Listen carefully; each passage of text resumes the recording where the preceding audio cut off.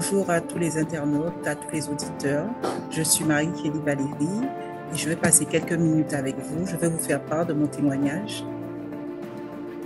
En 2020, j'apprends que je suis enceinte après 3 ans de mariage. Je suis très contente. La grande aventure commence. Je fais tous mes suivis, tout se passe bien, une superbe grossesse, tout le monde est content, je suis épanouie. Et en septembre de l'année 2020, j'ai un choc. Je décide d'aller chez la sage-femme qui tout de suite, elle est affolée. Et elle me dit, il y a quelque chose, il faut absolument être suivi par le CHU, le centre hospitalier universitaire de Pointe-à-Pitre. Je lui demande qu'est-ce qui se passe, elle ne me répond pas. Donc, tout de suite, j'appelle mon mari, nous allons au centre hospitalier. Je suis en train d'attendre. Je suis inquiète, mais pas trop, puisque je fais confiance à Dieu. Mais je me doute qu'il se passe quelque chose. Et puis, il y a un membre de l'équipe du personnel médical qui vient et qui me dit, vous savez pourquoi vous êtes là? Je leur dis non, je viens de la part de la sage-femme.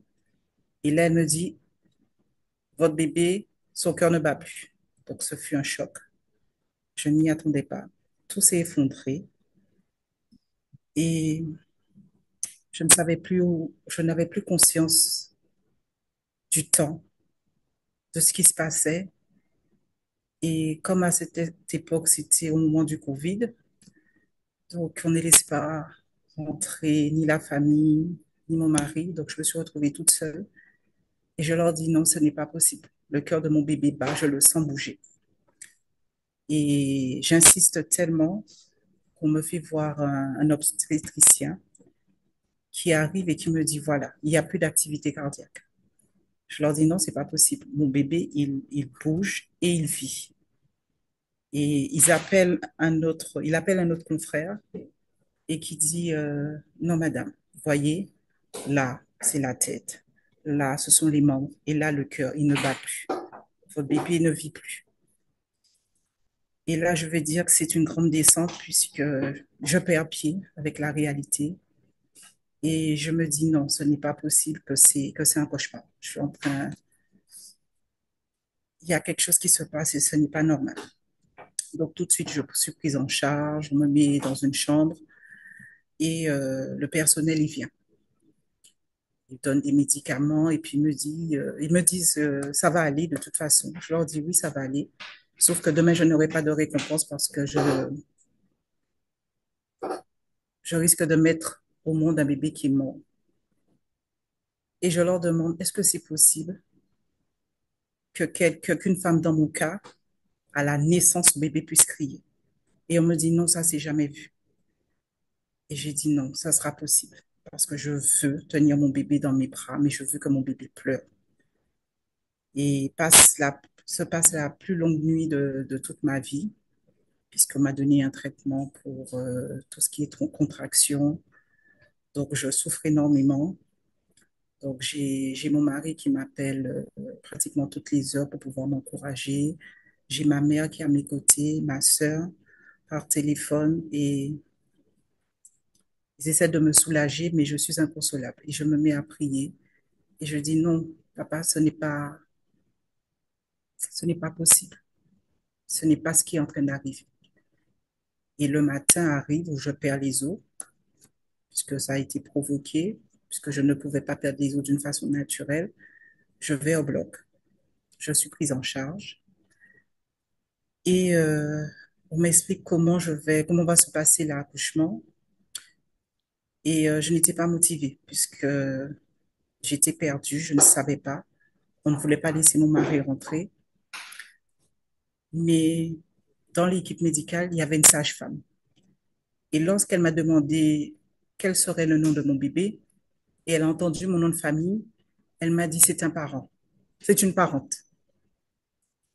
Et elle s'est mise à mes côtés, et elle a commencé à me consoler, à m'aider.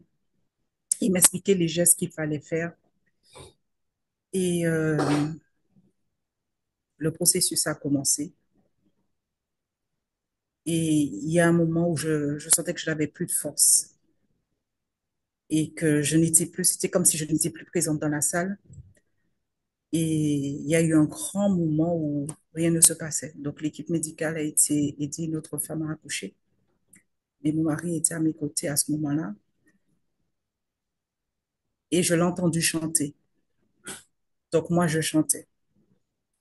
Et puis, il y a un moment où j'ai dit non, il faut que ça s'arrête, il faut que je poursuive parce que mon fils, il faut qu'il naisse.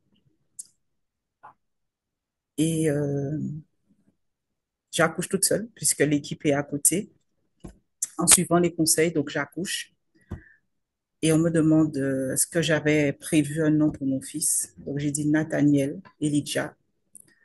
C'est un nom qui avait beaucoup de résonance pour moi, qui était symbolique. L'Éternel a donné.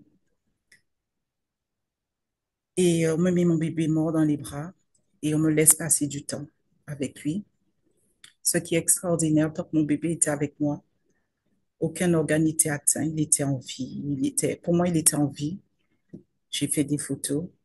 Et lorsqu'on l'a récupéré, parce qu'il fallait faire des tests, des analyses pour connaître la cause, on m'a installé dans une pièce. Je n'ai pas reconnu le bébé qui était à côté. Tant qu'il était avec moi, c'est extraordinaire. Tant qu'il était avec moi, c'est comme s'il était en vie. Et on me demande qu'est-ce que je vais faire. Je dis que je n'aurai pas la force de participer ou d'assister à l'enterrement de mon fils parce que ce n'est pas normal que je puisse enterrer mon fils. Puis il se passe 15 jours, mais pendant ces 15 jours où, au regard de la communauté, je ne dois pas pleurer, je dois tout affronter, je ne dois pas verser une larme parce que Dieu a donné, il a repris, c'est l'écho que me font les bien-aimés de l'Assemblée et je n'ai personne à mon écoute. Je ne, mis à part mon père, ma mère, ma sœur et mon mari, je n'ai personne à qui me confier. Il y a quand même certains bien-aimés qui ont été bienveillants et qui sont venus me voir, qui n'avaient pas les mots, mais qui m'ont pris dans leurs bras et ça m'a fait du bien. Mais c'est une période où j'ai été seule, seule. J'ai essayé de voir un praticien pour un suivi psychologique. Je n'ai pas pu. Il a fallu que je tape du poing sur la table pour que je puisse voir quelqu'un. Et j'ai eu 2 ou 3 séances avec elle. Mais comme la société dit qu'il faut aller bien, il faut tout surmonter, il ne faut pas pleurer. Donc elle m'a dit, mais je sens que vous allez bien. Donc j'ai interrompu prématurément les séances. Mais ça n'allait pas, j'étais perdue, j'étais confuse. J'ai cherché des associations, en Guadeloupe, il n'y en avait pas. Donc j'avais le nom de certaines associations de France que j'ai contactées, qui ont pu me donner des consignes, des conseils. Et mon entourage ne voulait pas parler de cette perte parce que c'était un sujet tabou. À l'église, c'était un sujet tabou. Et un matin, après 15 jours, je me suis réveillée, j'ai dit non. Je n'ai pas eu cette grâce d'avoir mon bébé en vie, mais Dieu me l'a confié. Pendant quelques mois, j'ai pu m'occuper de lui. Il est hors de question qu'il puisse partir dans une fosse commune. Sans l'autorisation de mon mari, puisqu'il n'était pas là, j'ai contacté les pompes funèbres. Lorsqu'ils m'ont dit que c'était possible, ils vont s'occuper de tout. Je l'ai appelé, je lui ai dit, voilà, je souhaite absolument faire les funérailles de Nathaniel parce que c'est important pour moi. Sinon, je n'irai pas bien. Il m'a accompagné dans cette démarche. Ça a été, si je puis dire, la croix et la bannière à, à la mairie pour pouvoir avoir des documents. Mais lorsque j'ai confié la tâche aux pompes funèbres, ils se sont occupés de tout. Alors que je devais choisir les vêtements de naissance de mon fils, ce sont les vêtements de son enterrement. Alors que je devais choisir une poussette, c'est un cercueil que je devais choisir et avoir les accessoires. Ça a été une période très difficile et qui m'impacte encore, que je vais beaucoup mieux, mais qui m'impacte. parce que la chambre était prête, tout était prêt, nous étions prêts à l'accueillir et malheureusement je devais le laisser partir, je devais l'enterrer, je devais faire les démarches. Je n'ai pas été accompagnée. Ça a été très très difficile puisque c'est encore un sujet tabou et que la société a encore des préjugés. Et moi, ce que j'aimerais dire, c'est que beaucoup de femmes sont impactées, mais aussi beaucoup d'hommes.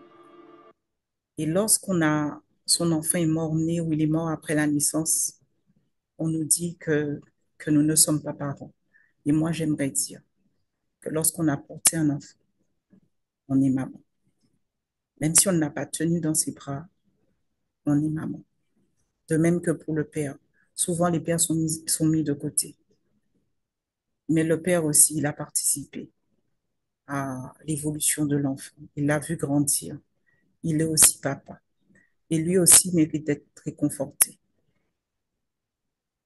Et moi, je vais dire que prendre soin de l'autre, c'est prendre soin de soi.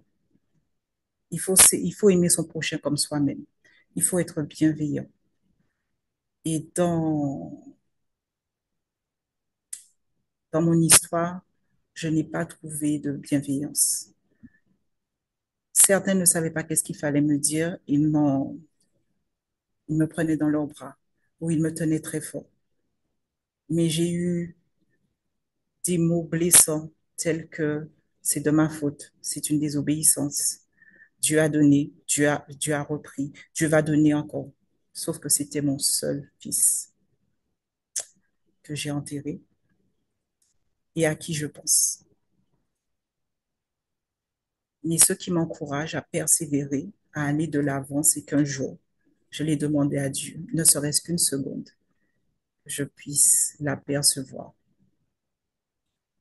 Et là, ça m'encourage à persévérer, à avoir la volonté d'obéir, de prendre soin de mon entourage, de toutes les personnes qui traversent le deuil périnatal.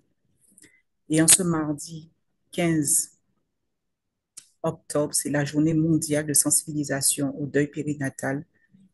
Et moi, j'aimerais que le plus grand nombre de personnes, hommes comme femmes, puissent s'informer ce qu'est le deuil périnatal, qu'il faut accompagner, réconforter. Il faut être bienveillant dans ses paroles. Il ne faut pas se précipiter à parler. Et souvent, l'entourage se tait parce qu'ils se disent, si on ne parle pas, ça ira mieux. Mais les parents ont besoin de parler de leur enfant. Dans mon cas, mon fils avait un prénom, c'est Nathaniel. J'ai besoin de parler de Nathaniel. J'ai besoin qu'on me parle de Nathaniel. C'est important pour moi pour aller mieux. Ma mère ne veut pas être maladroite, mais elle m'en parle. Mais c'est vrai que j'ai encore ce besoin. Au niveau administratif, il y a eu des efforts qui ont été faits. Et c'est important pour moi de voir que sur l'extrait de fin de vie de mon fils, j'oublie comment on appelle, qu'il y ait son nom de famille, Valérie, et de son prénom, Nathaniel Elijah. Pour moi, c'est important.